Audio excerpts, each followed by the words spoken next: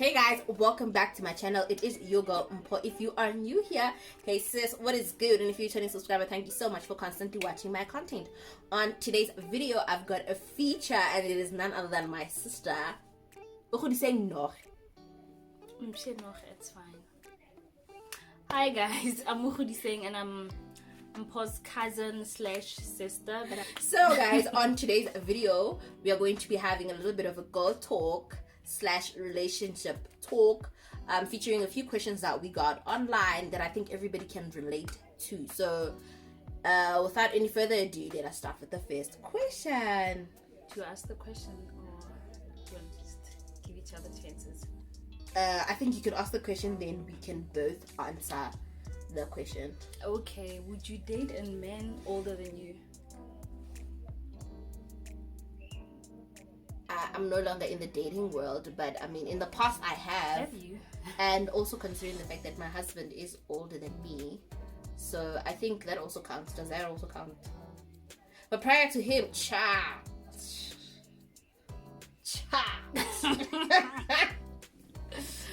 Okay, well, I have dated an older man. The age gap was about 13 years. What do you say? I have. Okay, the next question is, have you dated your friend's ex? Friend's ex? No, you know what? I have this thing in my head that I'd have to then kiss the guy that kissed my friend, and then automatically that just seems nasty. Like, it's not. Or imagine like me having to lay with the guy, and then he's already been with my friend. Then like, what if he compares us? Like, I've always just thought of it that way. That's why I would never date a friend's ex, or I've never tried to. Have you tried it? No, I haven't, because I believe as girls we have this girl code thing. I'd never date my friend's ex.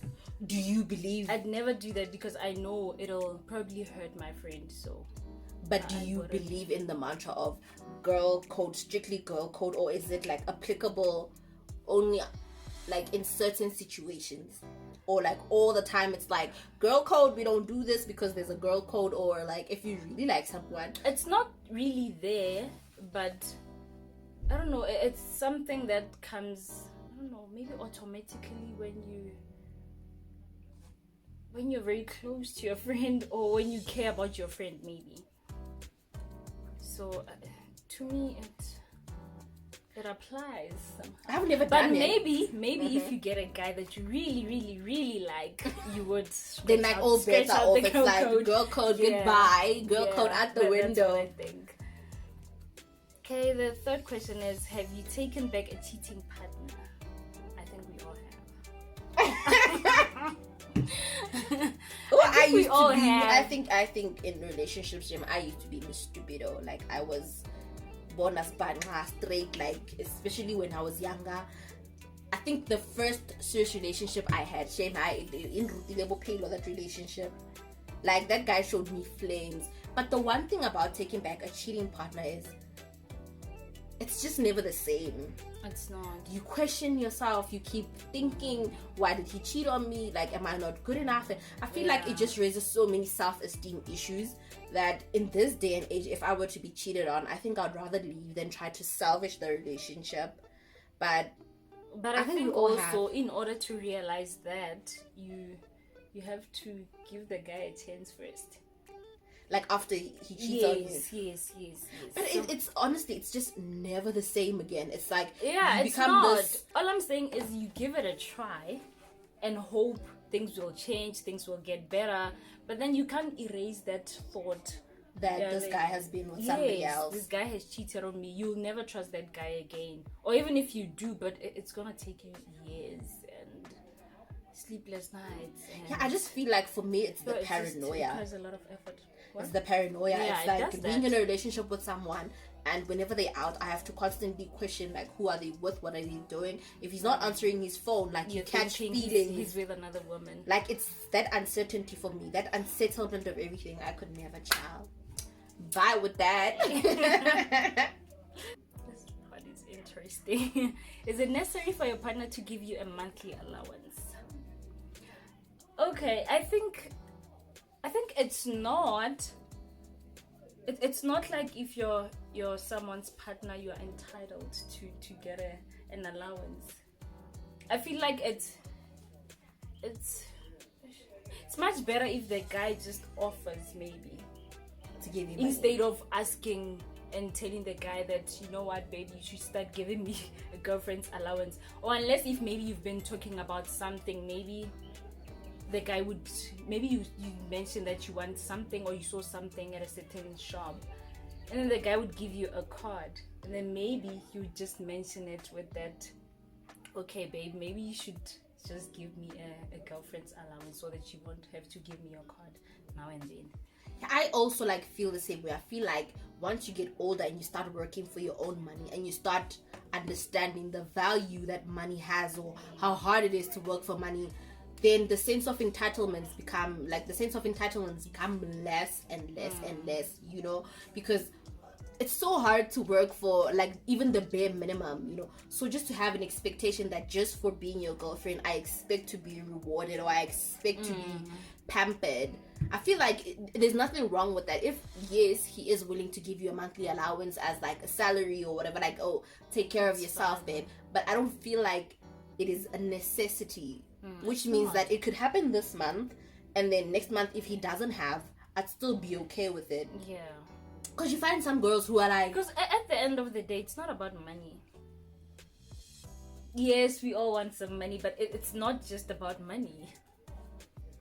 Yeah, I guess, you know... Because that means if maybe your partner doesn't have money for like 2 months or so, then what's going to happen to the relationship? That's clearly going to die off, because Yeah, we're now because about allowance, and where there's no allowance, you know... Do you ask your partner for money? I struggle a lot. Oh, I don't know how to ask for money. I struggle with that. Even from my parents, I struggle. Same, when it comes to asking for money, I'm also not good. I always send my brother. If I want to ask my mom for money, I'll ask my brother to ask my mother. With me, I'll have to think it like... You're gonna rehearse it in your head about like 15 times, maybe. Yeah, rehearse the whole thing, like what I'm gonna say. What am I gonna say? How am I gonna say it? Yeah. But doesn't then it go back also, to maybe our parents are not approachable, or is it the issue of money? The topic, chelete is... I feel like it's a bit sensitive, because also you ask for money not knowing what that person is going through. Yeah. I don't know how because to sometimes our parents would be like, okay, this is my child, I brought this person to earth, so maybe I should provide for every need. So yeah, shame, like, but also maybe that's the case, because they would maybe compromise like a lot of things, sacrifice so that you can get money, even though they know they're not financially doing well that time, but just because but also like when it comes to partners, I'm very bad at that. Like my husband will ask me like, how much do you want, or how much do you... I'll say things indirectly, and it's funny because like people aren't mind readers. They aren't mind readers. They can't be like, okay, no, she's thinking that she needs a certain amount of money. So it gets so hard when you have to actually put a number out there, like, hey, can you please give me 2,000 rand? It's like, even when you know deep down. Yeah, but also your partner, if your partner knows you, he'll know that you probably need more than that, because normally we'd say amount that it's less than the amount we want. If maybe you need 1K, you'd say, oh, like 600. it's fine. And then you know, with this tone, she needs more. I honestly don't know how to put it out there. Honestly, like when it comes to asking for money, I don't know how to put it out there. I'll always like I think maybe if I need money, I would say, okay, I saw something that I really, really like, but I'm so broke, I can't afford it. Yeah, like that's also how I always approach topic. Like then maybe the partner would be thoughtful and think, okay, baby wants this, let me at least it's not that, but I mean, if you mentioned it, probably chances are he heard you and he knows that you want something. Would you rather stay in or go out for a date? Okay, going out for a date is It's necessary every now and then. Not all the time, but with me, I'm an indoor person, honestly. Especially with my partner. I am, honestly. I am, because I love cuddling a lot. Sister child is in being love. touched, I like being kissed everywhere. That's your love language. So, your love language is intimacy, is physical touch. So outdoors, you can't really do that. Okay, as much as he kisses me outdoors, but in public you can't. I think for me, when we started dating, it was that actually I wanted to be out, honey, all the time. Like, take me out later. The streets are calling, like, shaluza babes, you know. Let's drink. But now that when I'm older, I feel like I enjoy being at home. I love the intimacy of being in our own space and being able to just it's like the privacy, most importantly, you know. I feel like also when you want to have like deep conversations, it's so hard to have them. Like, I feel like in a setting where there's a lot of people around, people are walking in and around, the waitress is constantly asking like, are you still okay or whatever. So I think when it comes to date night, I also prefer like cooking and us being at home and having like a very warm setting. That's more me. I'm also like a indoorsy kind of person, but sometimes you wanna go out. Like, we cannot disregard that. It is also so important to be able to go out and have fun, but in essence, I'm also an indoorsy kind of person. Do you keep a lot of friends, or are you alone? You don't keep a lot of friends. Yeah, I give good maintenance. Like, I'm not good at maintenance. Shame. Like, even my friend, like the few friends that I have, I could probably count all my good friends on one hand. I give good guy. Maybe I'm a bad communicator. Yeah, I'm also bad with that. I have a lot of friends, but some of them I last saw them 2 years back or 6 years back. Like, so, and also we don't talk as often. We talk for like, okay, maybe once a month for maybe 30 minutes or so, but yeah, we're good.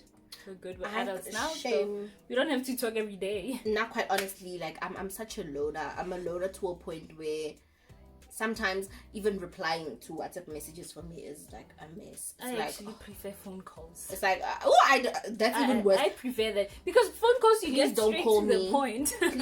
Please don't call me. Like, I would rather text. I might not reply, but in preference, I would rather prefer somebody to text me than somebody please don't call me. I prefer phone calls. Like, you get straight to the point. And then with a text, I have to text you and then wait. Maybe you're busy, and then you reply after 30 minutes. And then after that, I text back, and then you reply after 10 minutes. Like, no, I don't have the whole day. Yeah, I think, but for me, in essence, why I don't have a lot of friends or why I don't keep friends is the maintenance of it all. Okay, you maintain. With me, that offline, I can, and not that anything is wrong or that's just me. Maybe I think my friends get that.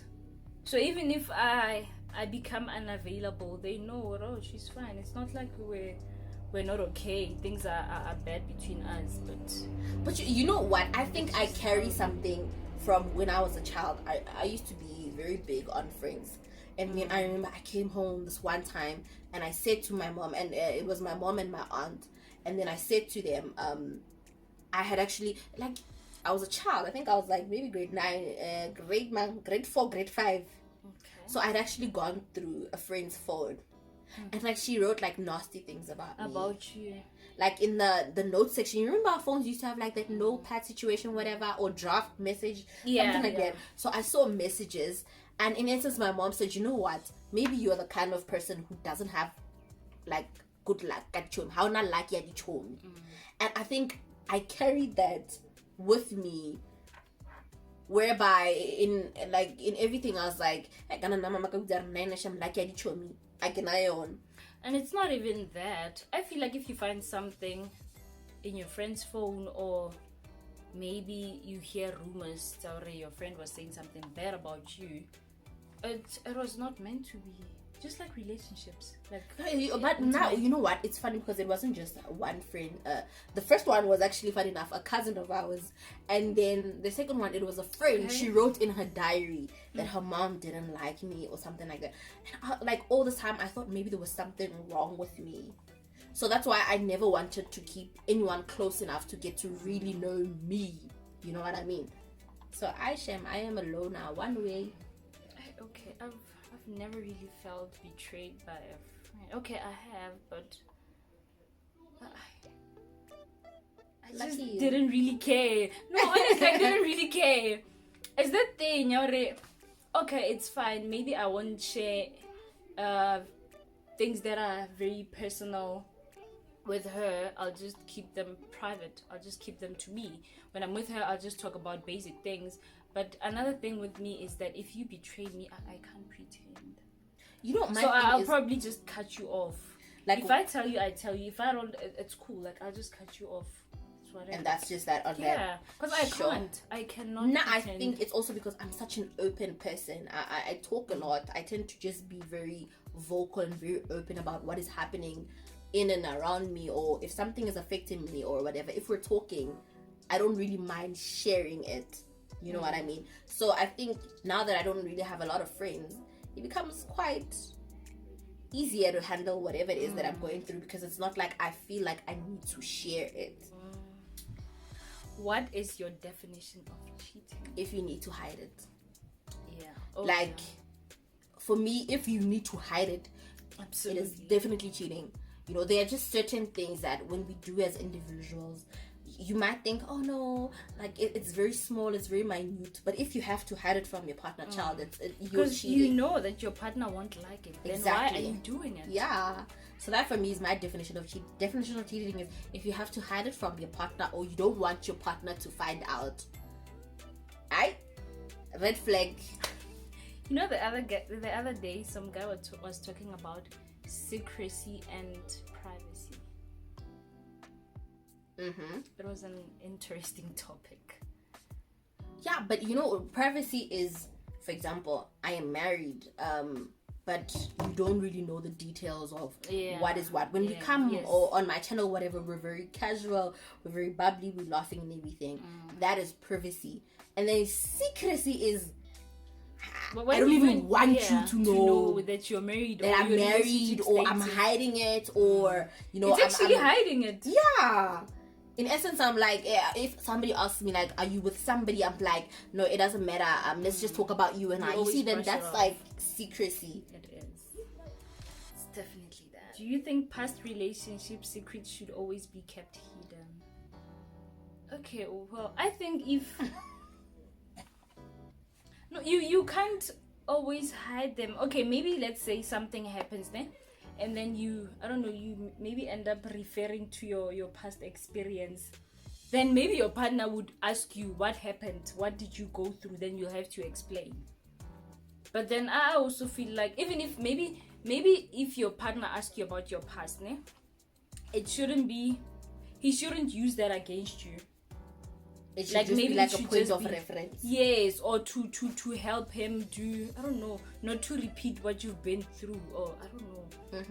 Yeah, but he shouldn't use that against you. But also, I just feel like whatever is in the past, whatever is in the past, it happened.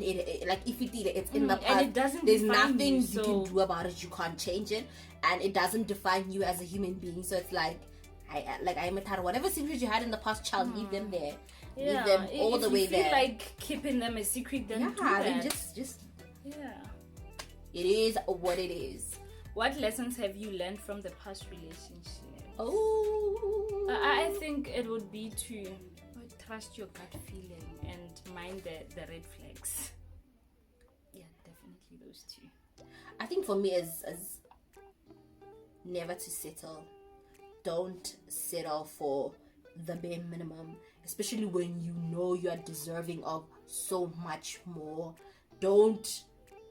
I don't want to say remain in a relationship where people are like complacent, but okay, like you don't settle for the bare minimum just to accommodate the other person.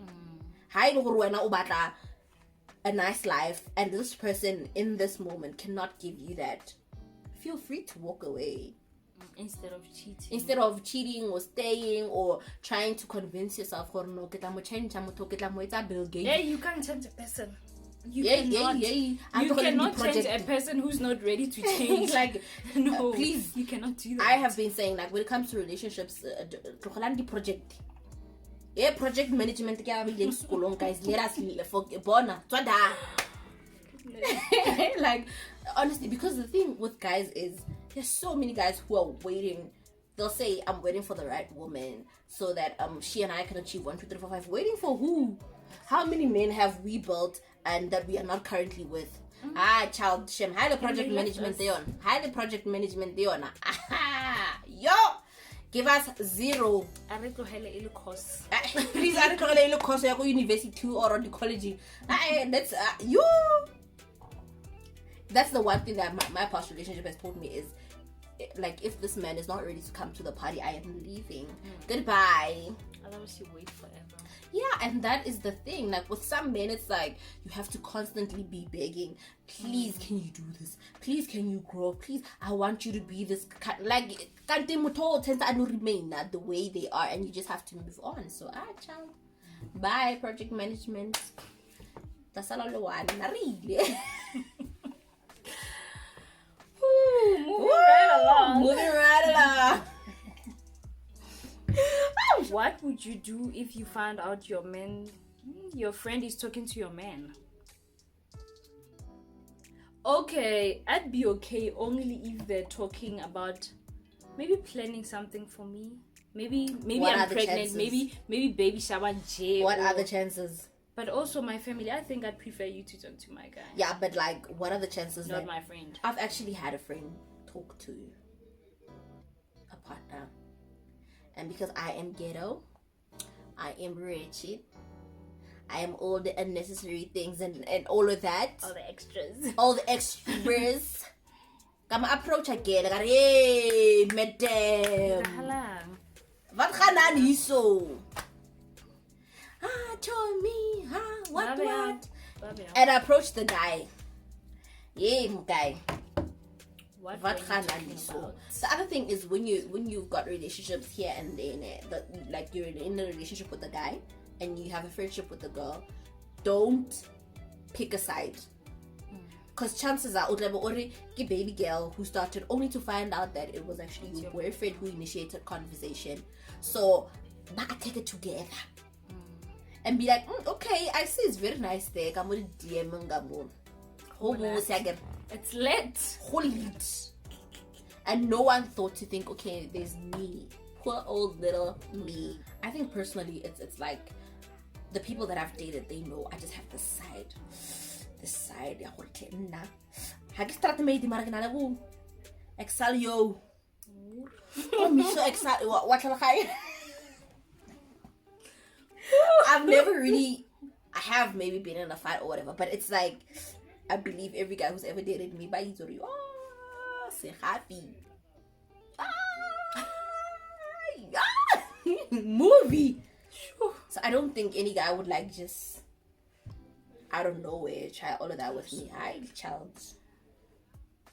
Beldy policy. So, like, I let's not be ghetto for now. There'll be another video maybe we can be ghetto, but for today. This is the last question. When is the right time to settle?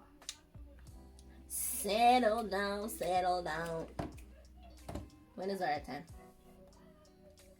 I think it's when you just know, when you feel like you feel ready, you feel like you can commit to the guy, and also you feel like your partner's, like you and your partner are on the same level. Your partner's also done with the streets. Yeah, the streets, child. The problem here is the streets. When you feel that the streets have are done calling, and you are and you are done responding to the streets, I also think it's but I think it comes naturally for everyone. You'll just know because we all you can't different really as explain people. it, but you know, you'll feel it. Yeah, I think you it know when is. it's And the even when right time. you're with Mr. Right, even though he's Mr. Right now, he's right Konamanje, but you will know, you know. I feel like it's almost instinct, or you will know, right, man. I want to be with this person. My time And in the only streets with is that over. person. Yeah. Alright, guys, so thank you so much for watching our content, and thank you so much for having our visitor. Don't forget to follow yes, don't forget to follow us on our socials. I will link everything in the description box, and I will see you guys on my next video. Mwah.